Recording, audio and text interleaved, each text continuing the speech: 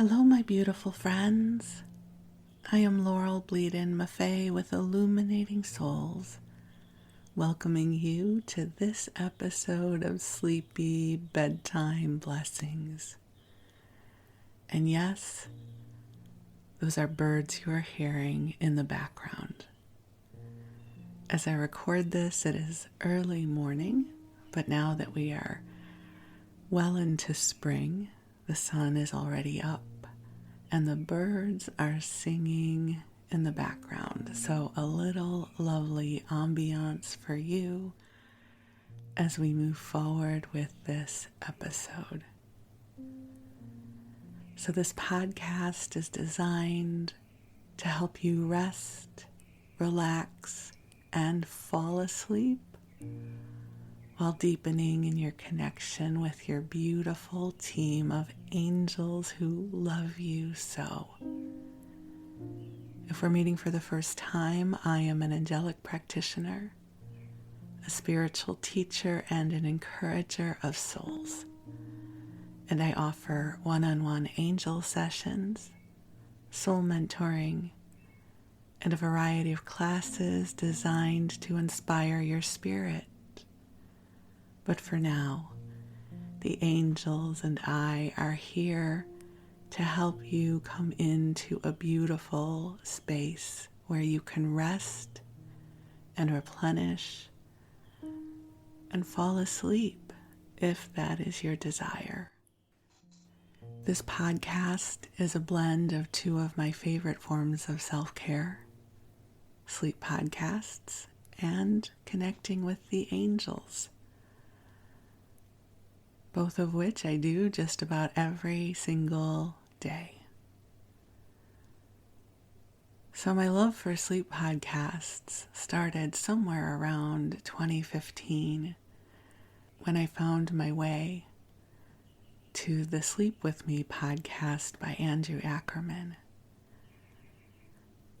I think I came across it when I was looking at some podcast charts and I was intrigued by the title. And then I was even more intrigued when the show description said it's a podcast to help you fall asleep. And I wonder, how does he do that? And what I came to discover, it is the art of sharing bedtime stories and rambling. And he says on his show, he speaks to you in soft, dulcet tones, which is such a lovely description. And at the time that I was listening to his podcast, he was producing 3-hour-long episodes each week, which is an astounding amount of content. And he had different kinds of episodes. In some, he shared original stories that he was writing. In others, he did personal essays where he shared snippets of his life and everything in between. And I was absolutely enchanted. And I became a regular listener. And then a couple years ago, I discovered some other sleep podcasts that I fell in love with, including Sleepy by Otis Gray, Get Sleepy, and The Sleepy Bookshelf. And there are many others out there. And I love the genre so much. I was really guided to create this podcast to add to the inventory of options that are out there. And I just followed the line of creativity and inspiration, not even thinking for a moment that my Illuminating Souls audience, many of them had never listened to podcasts before, and almost none of them knew what a sleep podcast was. So that's been an interesting learning curve for all of us. But here we are now. So to share with you a little bit about my suggestions on how to use this as a sleep podcast is, first of all, to get cozy in your sleeping position, whatever that is. I love crawling in bed at the end of the day, and so part of my ritual is to pull all the covers up just right and I use wired earphones, and I pick my episode. And I also use a sleep timer so that the app will turn off at the end of the episode. I typically listen to episodes that are about an hour long, so I have plenty of time to fall asleep. That's my preference, and that's why these episodes are almost an hour long. And then I turn the volume down lower than I would if I were listening to an audiobook. And then I let myself just drift off. So that's my recommendation. It may take a few tries, may take a few nights before you get used to this. My hope is this podcast will become a sacred and loving companion for you, something you can lean into. In every episode, I share the angels with you, the spiritual wisdom, and then we move into story time where I read to you or I tell you stories from my own life, and I speak to you in these soft, soothing tones, and there will be no unexpected loud noises, and it's meant to be rambling, maybe even a little bit boring, because the concept is to give space for your consciousness to just drift off. And then I also say hello to those of you who love listening during the daytime. And I get to keep you company as you go about your day or evening. So however you are guided to listen to this podcast, I am grateful you are here. Truly, it is a blessing to support you in your life and on your journey. So I invite you to take a nice deep breath in and release, just letting go of whatever came before this moment, allowing yourself to be present to the love the angels are shining upon you now.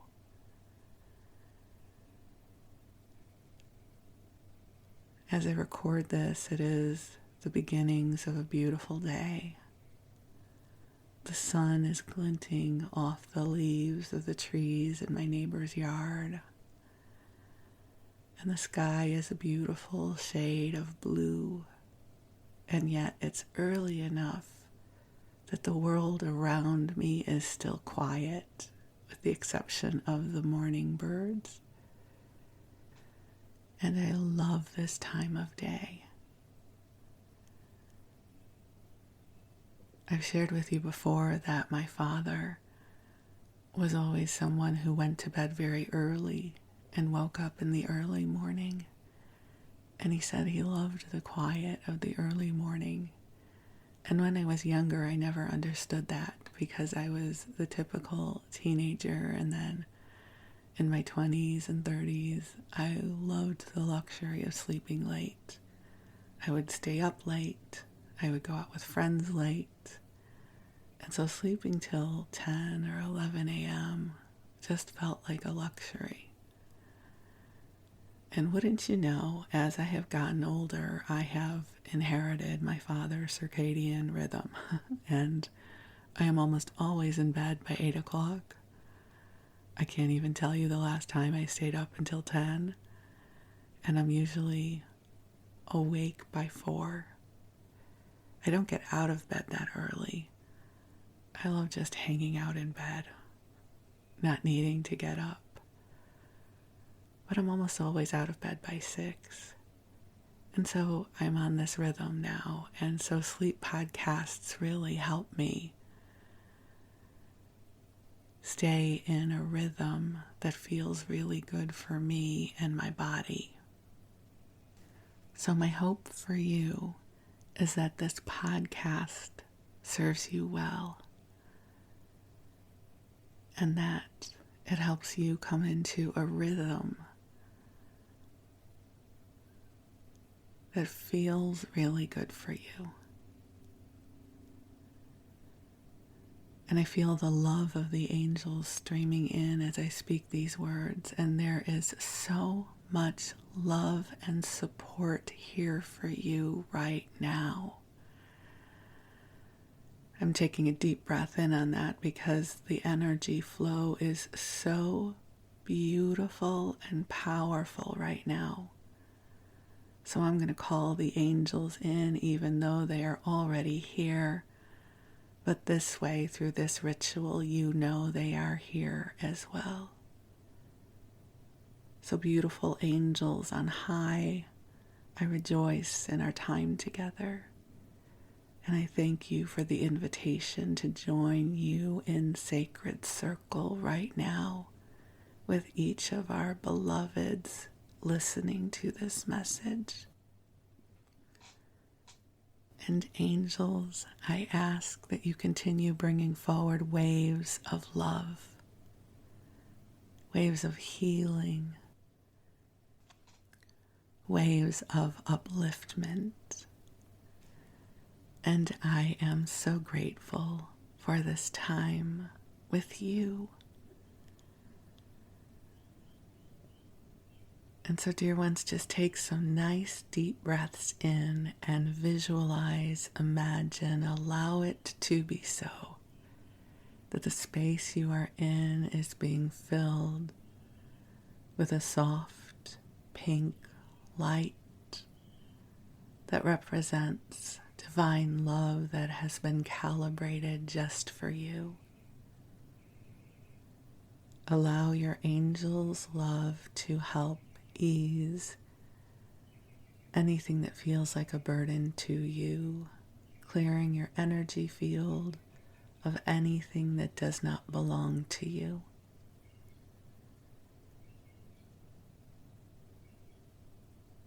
And take a deep breath in.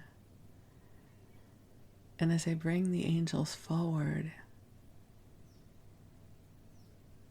it feels as if they are helping to clear your throat chakra.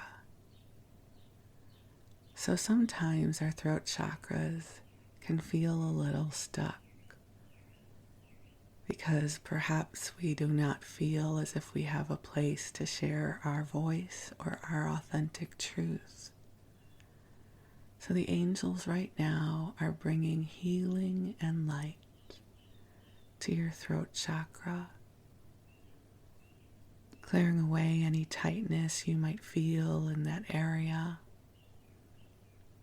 and letting you know that you have a beautiful voice and you have within you powerful wisdom and insight and stories to share.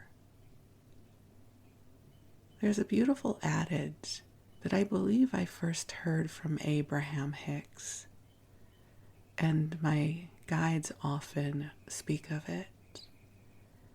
And it says that a messenger can only deliver a message to someone who is a vibrational match to the message. And I think this is such powerful wisdom, because often in life we try to share our messages with those who cannot hear us, those who are not a vibrational match to what we share. And this can cause us to doubt the power of our voice. But your wisdom and your voice, your insight and your stories, they are beautiful and powerful, and those who are a vibrational match with you and what you share will rejoice in the opportunity to receive that which you seek to share. This is an important pearl of wisdom. And so if anywhere you are feeling that your voice has been stymied or silenced or not valued, all it means is that you have not yet found your audience and your people and your beloveds and your soul family who will welcome you with open arms and feel so blessed to be with you. So just breathe and allow the angels to bring healing to your throat chakra, to your voice. Taking a deep breath in and just releasing.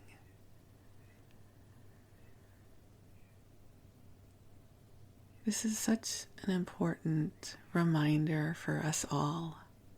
Listen, I know in my life the work that I do is a bit strange, and I'm totally good with that. And I know that my messages and the words that I share and the concepts that I share will not be everyone's cup of tea. But I don't worry about that, because my joy comes in sharing with you and others who are grateful and excited and welcoming of what I have to share. A messenger can only deliver a message to someone who's a vibrational match to the message. It's also why there is such polarization right now in this world, because so many of the messages that are being amplified are resonating with some, and for many of us have zero resonance at all. But that does not mean that you should not use your voice. You have permission to curate places where you feel welcome and safe and loved and supported, where you can speak your truth, where you can share your authentic voice. And if you do not know where those places are, or they do not yet exist in your life, we can ask the angels to help cultivate and co-create these spaces for you. You are not alone. You're not alone in how you feel. You're not alone in how you are experiencing the world. If you are one who feels deeply in your heart, you are most certainly not alone, because there are many of us here on the planet with you. So take a deep breath in and allow your angels to help bring to you the essence of divine home, allowing it to ripple here on earth, to make it easier for you to attract those people and circumstances that will rejoice in the opportunity to travel this journey with you, to bring in that beautiful essence of home for you. And take a deep breath in. You know, I have been facilitating a lovely 6-week class called Your Magical Mystical Path.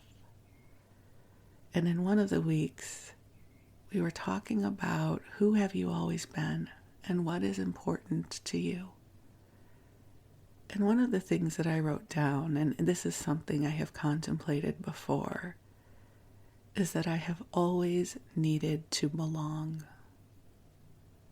I do my best when I belong somewhere. So I was blessed for much of my life. I felt like I belonged with my parents. I was someone who grew up with a very solid foundation of love.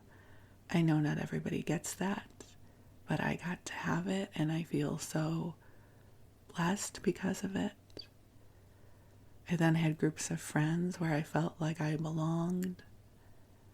I've had spiritual community where I feel like I belong. I'm married to my best friend and I feel like I belong with him.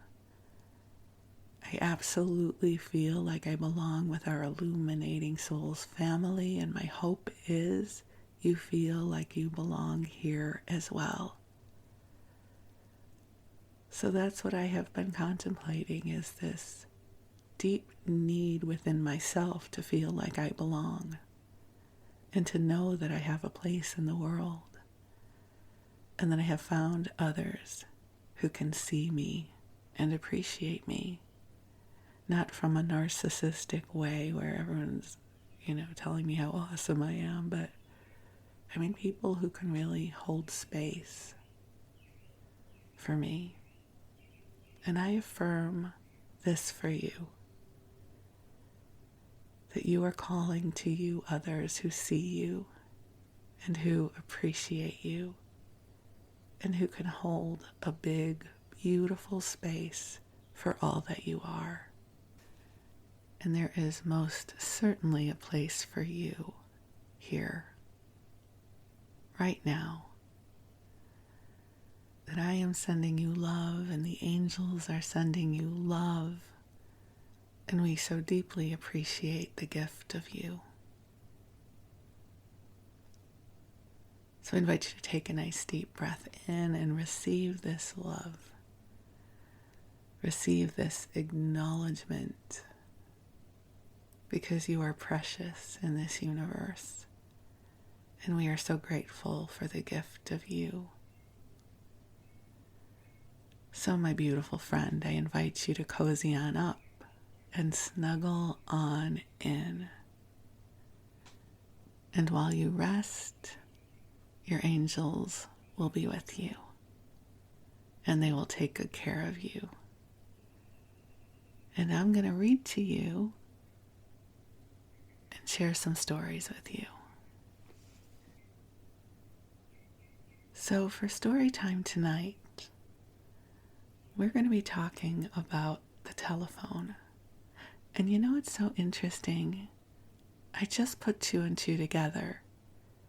When I'm recording the first part of the podcast episode, I don't really know what's going to come through.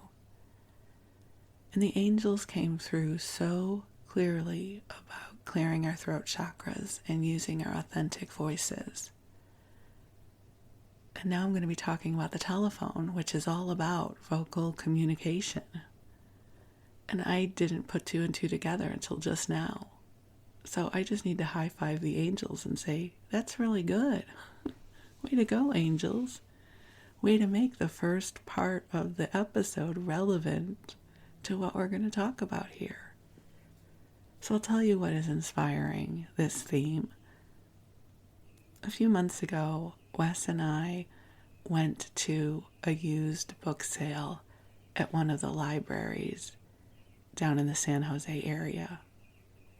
And it's a very popular sale. I think they have it once a month or something. And it was really crowded. And they only let a certain number of people into the venue at a time. It almost had that Black Friday sale kind of energy. And so I was very focused on what I was looking for. I look for materials for the podcast. So old cookbooks, old publications that I can read to you or that might be interesting for us to explore together. And my husband and I got in on the second or third wave. And there were all these people clustered together, and there was a basket of old publications. And so when I got up to the basket, when the other people were done with the basket, I just started pulling things out and handing them to my husband. I'm like, let's just take them all.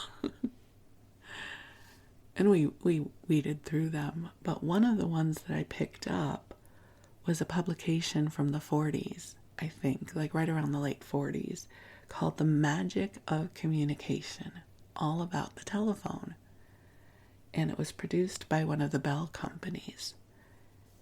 So it's really interesting. It's a time capsule of where we were in terms of telephone communication back then. And so that is what is inspiring this episode. So I first thought I would talk to you about my history with telephones because in all likelihood it will be very similar to your history with telephones. So I'm 60, almost 61. So I was born in 1962. And we always had a telephone growing up. Our telephone was a wall-mounted rotary phone in the beginning part of my life. It was in our hallway. As I recall, it was yellow. It had a long cord, so you could go into my parents' bedroom, which was right next door to it, if you wanted a little bit of privacy or wanted to sit down, or you could sit on the couch, which was just a few feet away. But there was really no such thing as privacy unless you went into my parents' room and closed the door. My parents had the same phone number my entire life. In the early days, phone numbers started with 2 letters that represented the numbers. So our phone number started with Orchard 6, which was OR6, 676. So forever it was Orchard 6.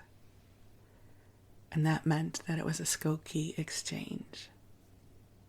It was one of those rotary dial phones because push button phones had not been popularized yet. So you had to drag the dial all the way around, especially if there were a lot of zeros. Sometimes you would use the tip of a pencil or a pen to dial the phone. In the beginning, there was no such thing as call waiting. So if the phone was busy, you just kept trying until it wasn't. For the longest time, we just had the one phone in the house. And then at some point, we converted to push button, which was great. And then at some point, there was call waiting. Caller ID would still be a ways off. I didn't have access to my first answering machine until 1985 when I moved to California, to Los Angeles, and my roommate had one. It was one of those big, bulky answering machines that had the tape in it. But I thought that was so cool that we had an answering machine because we hadn't had one before. My first experience with a mobile phone or cell phone was in the late 1980s when I was working for Michael Nesmith. And he had one which was the size of a brick. It had to be carried in this big case. But I thought that it was super cool. And then somewhere, I don't remember when, my cousin Susie probably remembers better than I do, but somewhere in the late 80s or early 90s, we went together to a department store, Robinson's May, which then became, I don't know, maybe it was Robinson's at the time, and then became Robinson's May, and then became Macy's, but it was some variation of Robinson's at the time. And we signed up for cell phones together. So at the time, cell phones were very expensive, and you got very few minutes. So most of us, we still had landlines at home. And for the landlines, you would have a separate carrier for local calls and a different carrier for long distance. And at the time, MCI was one of the long distance carriers, and they had this great deal where you could talk to people, I think it was after 7 p.m. and before 6 a.m., something like that, for 5 cents a minute, which was a really good deal back then. And so I had my cell phone, but I only used it for emergencies. But I do remember the first time I was at the mall. I was at the Century City Mall, and I thought it was so cool that I had this cell phone and I could sit outside, and I called my mom. I'm like, Mom, I'm on a cell phone at the mall. I was so delighted. but I can only talk for like 2 minutes because I've got 20 minutes, and if I go over it, it's going to cost me a lot of money. So I'll call you later, okay? I love you, bye. Was like the extent of the phone call back then. And so my cell phone was really just for emergencies, which back in the day meant if a friend was running late or I was running late. I don't mean like calling the police. I mean like I could call my cousin and go, Bleadon, I'm late. I'll be there in 20 minutes. That kind of emergency typically was what I meant. And so I had the landline at home, which at that point had an answering machine. And then I had my emergency only cell phone because I didn't want to go over 20 minutes. And back then, there was really no caller ID. And most people would call you on your landline. So back in the day, in my late 20s and early 30s, if I was waiting for a call from a guy, because, back then those were things that we did, I would wait at home because I wouldn't want to miss the call. And then I wouldn't pick up right away. I would pick up on like the fourth ring, and then I would answer like, oh my God, hello, oh my God, I was just so busy. I wasn't waiting at home at all. I just ran in the door. You'd make up all these stories to make it sound like you're super busy and you're not at all waiting at home for somebody to call. So young people will not understand that weird way of thinking at all, probably to their benefit. And, of course, then I have lived through the advent of the iPhone and cell phones becoming our only way that we use telephones anymore. My husband and I do have, it's not even a landline anymore, it's through Comcast, but we do have a regular phone in the house, but everything is done on our iPhones these days. So it's so interesting to have lived through this evolution of telephones and how we use them. These days, I wonder, is it okay to just call somebody out of the blue? Are we allowed to do that now? Which it used to be, that's all we would ever do. You just pick up the phone and call someone. These days, it's more like you text them, hey, can you talk? Can I call you? So, it's so interesting how it's evolved, our relationship with telephones. And this whole texting thing, I remember the first time I ever saw someone texting, I was working for Nielsen and we were doing some international meetings, and one of my colleagues was in from London, and I saw her pressing all these buttons on her phone, and I asked her what she was doing, and she said she was texting her husband. I was like, you can do that? So I have lived through many cycles of evolution with the telephones. So let's look at this booklet a little bit, and I want to give you a little bit of insight. I asked my friend ChatGPT what it could tell me about phones in the 1940s. So here's what it says. According to the U.S. Census Bureau, in 1940, only 36% of U.S. households had a telephone. But by 1950, this figure had risen to 60%, and by 1960, over 80% of U.S. households had a telephone. And the first push-button telephone was introduced in 1963, and it was called the touch-tone phone. And then it became popular in the 1970s and 80s. And then I asked it what was home phone usage like in the mid-1940s. And they said back then, usage was still relatively low. Many households did not have a telephone, and those that did often shared a party line with other households. A party line was a single telephone line that was shared by multiple households. Each household had a unique ring pattern, but everyone on the line could hear each other's conversations. It wasn't until the 1950s that private lines became more common, allowing for more privacy during phone conversations. How many of you remember being able to listen in on other people's phone calls? I was a good kid, so it's not that I really did that, but you'd pick up the phone and someone would go, "I'm on it," and you could hear their conversation.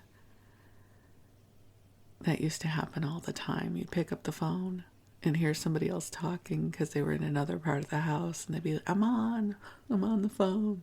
I'll be off in a few minutes," and then hang up the phone. So here's our booklet that I got at the book sale called The Magic of Communication.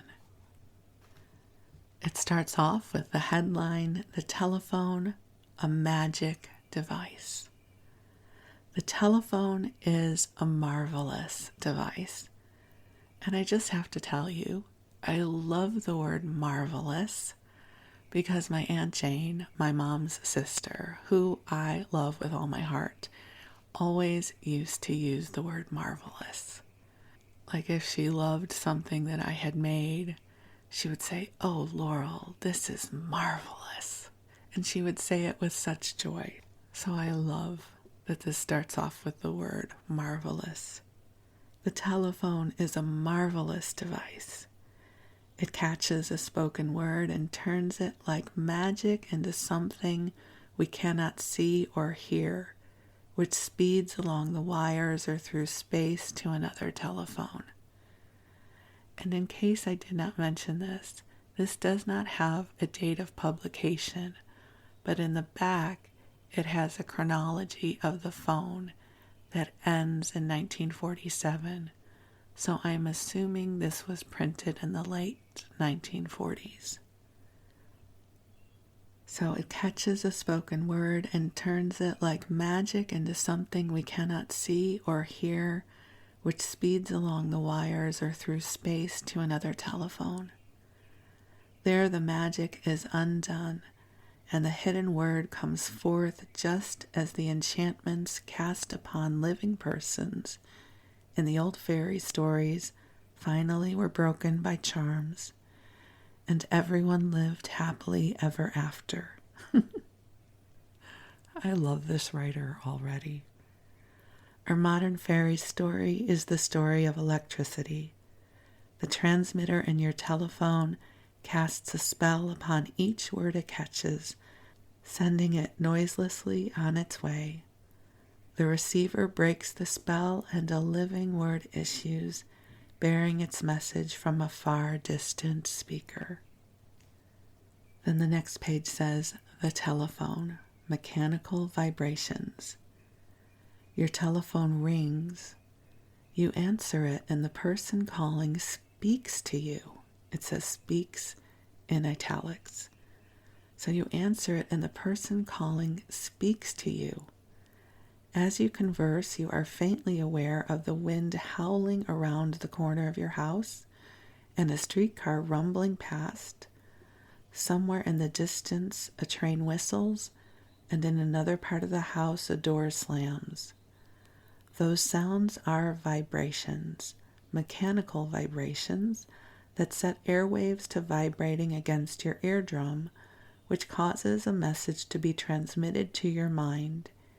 Each of them has its own number of vibrations per second, and that is called frequency.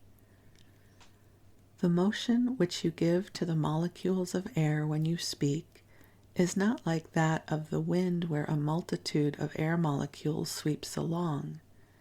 In a spoken word, or in any musical sound, the molecules dance back and forth. First, they advance, pushing against the eardrum, and then they retire and the membrane of the ear springs back. Over and over again this happens hundreds and even thousands of times every second. Okay, I didn't know that this was going to get this scientific. I might skip ahead. Not that science is bad, but I'm going to try and go on to some other part of this book that might be a little more compelling, although maybe you're fascinated by this. Okay, so it has a lot of information about how Alexander Graham Bell invented the phone and designed the phone and how telephones work, which I'm sure is fascinating, but I'm going to skip ahead to this next section, which talks about how the telephone networks work.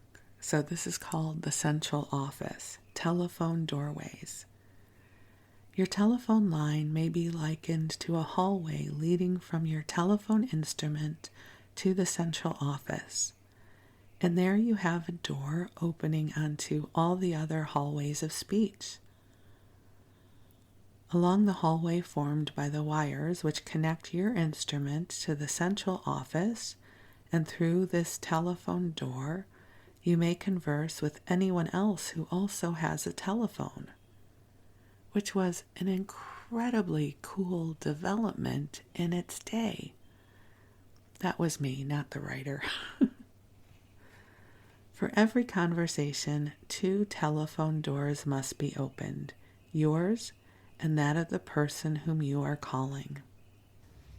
When you make a call from a dial telephone, your door, and often both doors, are opened. That is, the connections are made by ingeniously designed electrical equipment. Otherwise, either one or both doors are opened by telephone operators. Actually, at the central office, your hallway may be entered through a number of doors known as jacks. Remember telephone jacks that would plug into the wall? Of these, there are enough so that each operator at the switchboard can plug in one whenever someone asks to be connected to your telephone. And how many of you remember the character Lily Tomlin played? I don't remember her name, but it started with one ringy-dingy, and then she would take all the cords and plug them into the telephone system. So they're talking about the jacks. I thought they were talking about the jacks in the wall, but they're talking about the jacks in the main office of the telephone company. So these are the jacks they're talking about. Of these, there are enough so that each operator at the switchboard can plug into one whenever someone asks to be connected to your telephone. For the telephone calls which you make, there are still other jacks, one directly in front of each operator who handles your outgoing calls. Above each of these jacks is a small electric lamp. This lights and attracts the operator's attention when you take your receiver off its hook or when you dial the operator if you are using a dial telephone. In front of each operator are several lengths of paired wire cords, as they are called. By using one of these, the operator who answers your call can connect you directly to the line of anyone else whose telephone connects to that switchboard, or she can plug into a line leading to another switchboard. Next, the headline says, "Number, please." The operator wears her telephone set. This leaves her hands free to handle the cords and also the numerous little switches, which she calls listening keys, on the shelf before her. Her own telephone can be connected with any of these cords, but it is shut off from each cord by a separate key. All these keys or switches remain turned off unless she moves one and then holds it into the on position. When she sees the lamp above your jack glow, she picks up a cord and plugs in one end of it to the jack. Automatically, the light goes out. With her other hand, she then moves the key which connects her telephone with the cord she is using, and so she is able to answer you. If you live in a city which has just one telephone office, and all the calls are handled by operators, Every subscriber in that city has a jack within reach of your operator. These jacks are arranged in numerical order on panels in front of her. If, then, your call is to someone in that city, it takes her only an instant to plug the other end of the cord into the proper jack and send a ring down that line to call the other person to his telephone. A signal lamp close to the cord the operator is using lights when she plugs into the jack of the telephone you are calling. It stays lighted until your party takes his receiver off the hook so she knows at a glance whether or not he has answered your call. If the telephone you are calling is busy, the operator must know it to avoid interrupting. Special devices help her. She tests the telephone line of the person you want to reach before plugging in. With the tip of the plug, she touches the jack. If his line is busy, she knows it instantly, for she hears a clicking sound in her telephone. If she doesn't hear this warning, she pushes the plug all the way into the jack and rings to call him. The city in which you live may be served by 2 or 3 or more central offices. If the person whom you are calling is in a district served by another telephone office, your talk must follow a trunk line to that office. So your operator tests the trunk to the particular central office until she finds one that is not in use. Then she inserts the plug into this jack. In a moment, a sound tells her that the operator at the other end of the trunk in the other central office is ready to make the connection. Then your operator gives the number and the other operator connects the trunk with the line of the person you want. Okay, well, that was before my day for sure, but that was a lot of work. The next headline says, "Hum goes the dial tone." What the operator does by hand must be done by machinery if your call starts from a dial telephone. The central equipment is very complex. And I just have to say, we watch a lot of Andy Griffith in this house. It is one of my husband's shows that he likes to watch an episode or two when he gets home from work to decompress. And you know how Andy, it's that old-timey telephone and you have to pick it up and then talk to the operator. So I think those are the phones they're talking about there. But now we're going to the dial tone phones.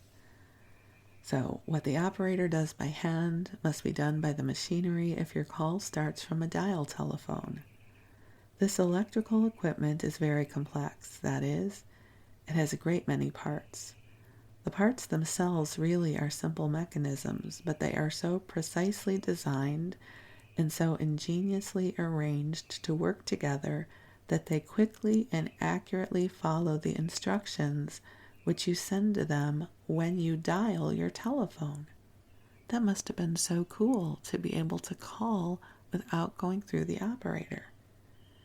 In the machine switching equipment of a dial telephone central office, there are several kinds of parts, but the most important is the electromagnet. This gives a pull when a current passes through its winding. The pull can be used for almost any purpose. It can close the switch so as to send current into other electromagnets and so make them work. Okay, this may be a little bit too scientific for me.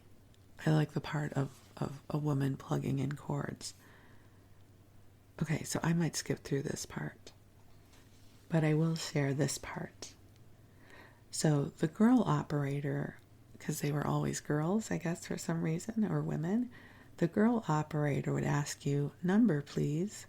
But the mechanism of the rotary dial phone cannot talk, so it sends you a tone to say it's ready for your instructions. And since it cannot hear, you dial the number. It is extremely important that you wait until you hear this hum before you start to dial. They're describing the dial tone. If you dial before you hear the dial tone, you'll get a wrong number or no number at all. As the dial rotates back to its original position, there is a click for each unit of the digit you dialed. 3 clicks for 3, 4 for 4, and so on. And you know what I'm contemplating right now? We don't hear a dial tone anymore unless we are using a dedicated line in the home. Oh my God, the new generations don't know what a dial tone is. Isn't that interesting? We have lived a lot of life, my friends. And now they're talking about long distance calling, which was just being developed then. So the headline here is the operator toll dialing. Within the next few years, Bell System long distance operators will be dialing calls directly and unassisted straight through to the call telephone, even though it be at the other side of the continent. A program is now being developed which will make it possible for long-distance operators everywhere to dial calls directly to any telephone in the country connected to the toll network. The first step will be the adoption of a nationwide numbering plan, which really must have been an undertaking. The Bell System has also announced its ultimate goal of making it possible for telephone users to dial anyone, anywhere in the United States, or perhaps anywhere in the world, just as simply and promptly as they now dial the telephone of a neighbor in the same town. This idea is many years away from realization, but the widespread extension of long-distance dialing by operators will be a major step toward the goal. And of course, we have lived our way into that dream, right? That's something we take for granted now. So in closing, what it says, there's still a lot more, but I'm going to skip around a little bit to the end. It says, at your service. The size and scope of the telephone system always at your service in America almost staggers the imagination. The number of telephones now exceeds 32 million, with 4/5 of them operated by Bell telephone companies, and the other fifth by some 5,900 independently owned connecting telephone companies and more than 60,000 rural lines. These telephones are interconnected by more than 120 million miles of wire and handle a total of about 175 million local and long-distance calls each day. Nearly 600,000 people are directly concerned with the furnishing of telephone service in the nation, and another 135,000 are engaged in telephone research and manufacture. But the telephone system, vast as it is, continues to expand and improve as telephone people find new ways of applying the magic of communication to provide more and better service than ever before. A marvelous device indeed, the telephone! Exclamation point. Isn't that interesting? I think about how much of the evolution of the phone system I have witnessed in my lifetime. Now, kids today won't even know what a dial tone is, or to call an operator, or carry a coin so that you could use a payphone to call your parents for a ride home.